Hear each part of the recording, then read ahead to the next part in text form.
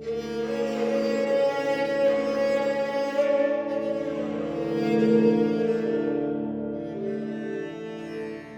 মর্মান্তিক একটি খবর আপনাদের জানাই। নালন্দা জেলার বিহার শরীফ এলাকায় একটি শীতলা মন্দির, সেই শীতলা মন্দিরে মঙ্গলবার প্রচুর ভক্তের ভিড় হয়েছিল।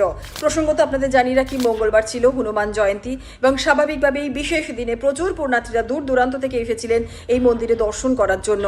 আর ভিড়ের মধ্যেই পদপিষ্টের একটি ঘটনা ঘটেছে। এই পদপিষ্টের ঘটনায় 8 জন মারা গিয়েছেন। অত্যন্ত মর্মান্তিক খবর। ঘটনার খবর পেয়ে কিন্তু সঙ্গে সঙ্গে পুলিশের একটি দল ঘটনাস্থলে পৌঁছায়। আহত যারা হয়েছেন, আহতদের উদ্ধার করে হাসপাতালে পাঠানোর একটা ব্যবস্থাও করা হয়েছে। ঘটনাস্থলে কিছু ভিডিও ইতিমধ্যে কিন্তু প্রকাশ্যে এসেছে।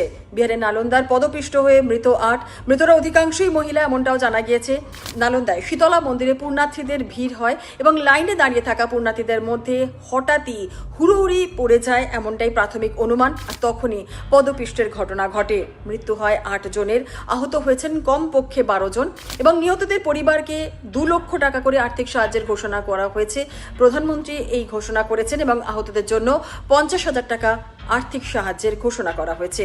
অত্যন্ত মর্মান্তিক খবর, বেদনাদায়ক খবর।